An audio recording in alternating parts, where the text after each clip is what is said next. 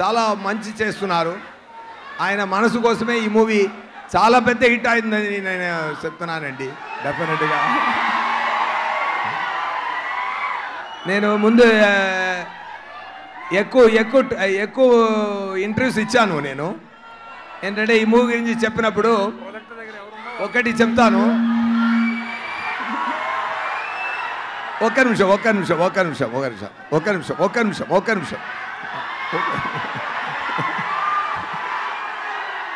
ఆయన సాటర్డే భాష అండి ఈ మూవీలో. సాటర్డే భాష అది క్లియర్. నేను క్లియర్గా ఎక్స్ప్లెయిన్ చేయాలనుకుంటున్నాను. కొంచెం ఓర్పుగా ఉండండి.